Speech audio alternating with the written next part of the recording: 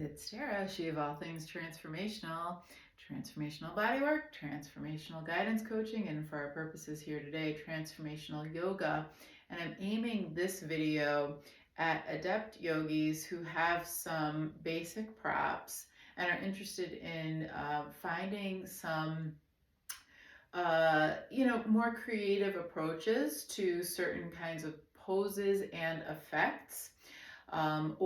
This is also great for teachers who are looking to make adaptations for certain kinds of poses using props, and also working, with our anatomy and the props. So today we're going to work on releasing and toning the back a little bit using a chair. So you do need a proper yoga chair, which is a folding chair, and ideally without the back. If you don't have one without the back, I'm sure you can make adjustments for a chair with the back, but I do find that some of these techniques are easier done without the back. Anyhow, I trust that you can be creative, as was I. So the next thing you'll need is an 8-foot strap, which, I think every yogi should have an 8-foot strap. It's sort of like having a frying pan in the kitchen. You just kind of need one sometimes. You're going to need 2 bricks, and I'm using a mat underneath my chair to stabilize the chair. And then I also have a mat folded on the chair to the width of the chair seat for padding for my knees. So the first pose that we're going to do here is going to be child's pose on the chair hanging. And why I came up with this idea is because I have a yoga wall, the kind that you put the straps in and you can adjust the straps and do things like hang upside down. However, I moved and I don't have a new space for my yoga wall yet. So I'm trying to come up with creative solutions to traction my spine the way I could traction it on the yoga wall in child's pose. And I came up with a pretty good replacement method. So what you're going to do is you're going to open your 8-foot strap in its full size loop. So open it up pretty much all the way open.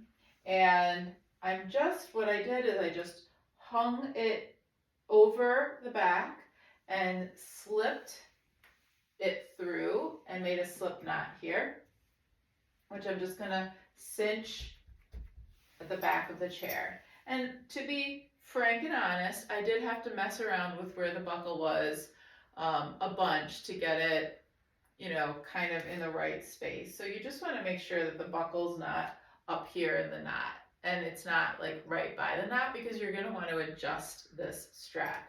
And then I just slipped that under the chair seat, and we're going to kneel on the chair seat away from the chair back. So you're just going to bring your feet through the back here. And this is where having the open back chair is going to be a little bit easier for you to work with. And then you're going to bring the strap up, and you're going to tighten the strap around your hips quite a bit. So a little bit more than you think, and you may need to mess around with this a few times. And then we're going to, and I did test this out, so I know it works.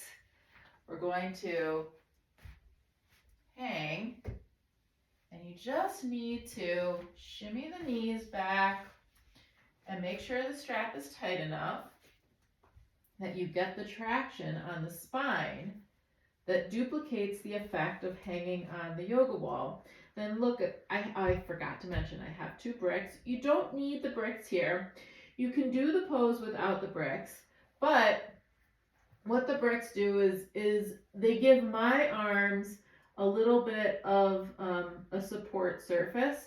It's perfectly fine to hang the arms. You can cross them, you can dangle them, and that might feel good. But I wanted to start when I did the pose initially with my arms supported. So I had the bricks here, and I played with, which height, and I adjusted as my back and neck released.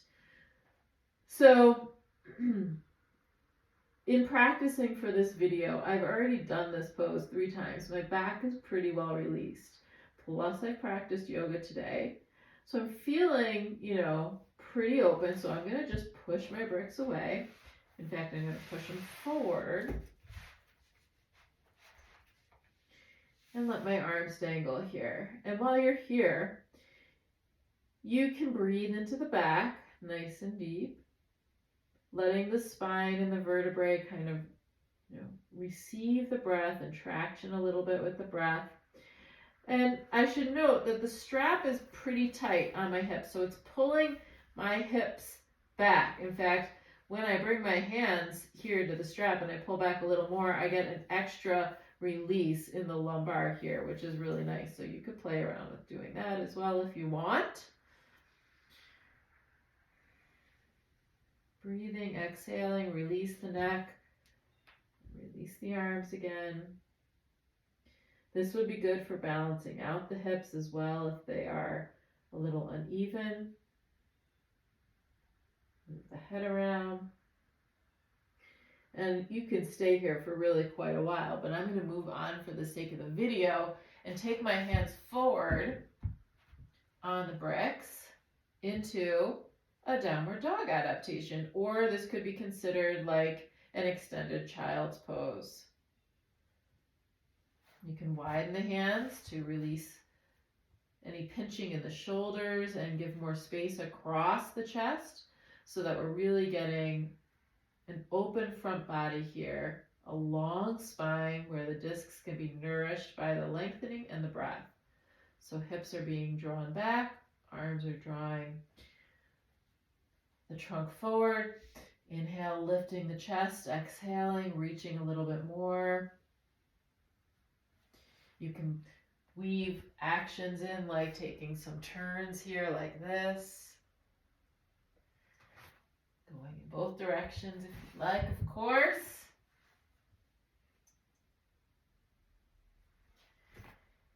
And then after you have played around in this position as long as you want, I think it's probably a good idea to kind of walk the hands up the bricks, the chair, and then we're going to keep this nice and taut around the hips. So adjust the knees so that the tautness stays. And you can bring your hands to the chair back. Now, if you want to, give yourself a little bit more space, you can open the strap a little, scoot the knees forward, because we're going to do Ustrasana, camel pose here. So we're going to bring the hands to the chair back, and you're going to press the hips into that strap, contracting your gluteal muscles. So sometimes when I teach this pose, I teach it with the hips pressing against a wall, so that we keep the hips essentially lined up over the knees rather than swaying the hips back. So instead of pressing the hips against a wall here, we're using the strap to kind of guard the position of the hips, and then it's really integrating the extension in the entire spine instead of hinging at the hips and making it only about the low back. So we want to keep our back bends integrated throughout the entire spine, including the thoracic. And then you can just walk the hands back up. Pause in a kneeling version of Tadasana if you'd like. And then what I did after this was I opened up my strap a little bit more, and I spun my body around so that I was facing the chair back. And again, this is going to be a little bit trickier to do if you have the regular style chair, but you can work with it. So then you're going to tighten it again so that you feel a little bit of attraction against, a little bit of a hugging in against your sacrum, your tailbone, and start to work your way with your sit bones towards the back edge of the chair until the sit bones are essentially at the back edge of the chair. Cinch the strap again, and then exhale and let the head come back. Take one of your bricks, place it underneath the head so that you're not hanging the head in space.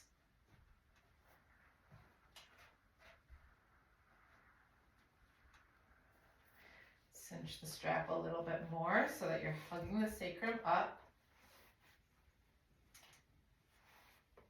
And then you can sneak the arms through the chair legs and find that the back of the back rail or the back of the chair legs. And exhale and allow the chair back to work into your thoracic spine here. Now you can have the head lower if you want. I just don't like the head hanging, and I don't think it's a great idea for too many people. But if you find you start to release and you want to lower the support, that's great. Go for it.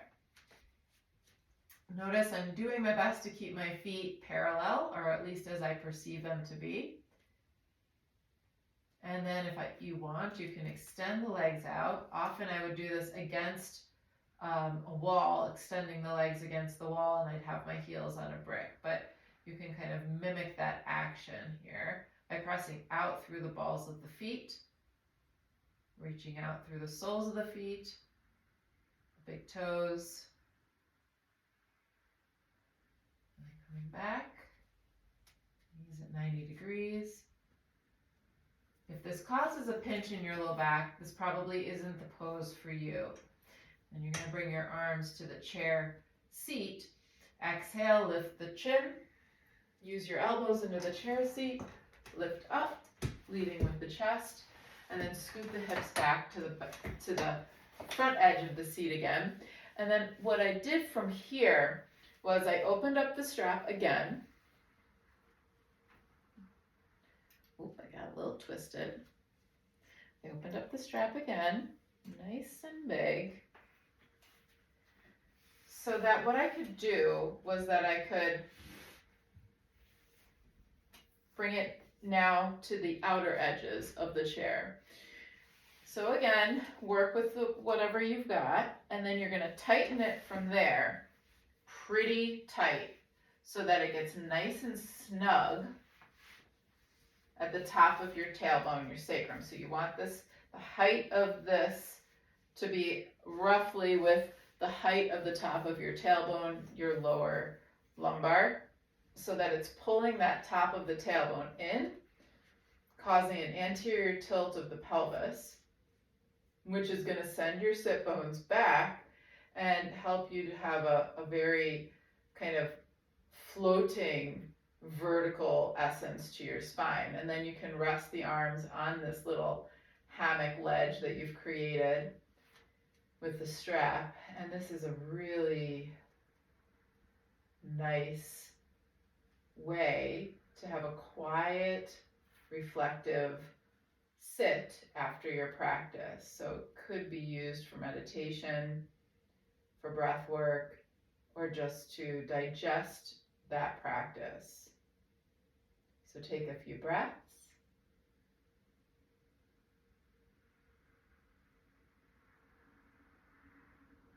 Digest the practice. And I encourage you to stay here just as long as feels good. You might even find yourself move into a meditation. I'm going to leave you here with this and remind you to please do all the things that we do when we like a video. Give it a like, you could comment on it, you could share it, and you could subscribe to my channel. So I would appreciate any and all of those. Thank you so much. I hope you had some fun with this. Be safe, be careful, be well. Namaste.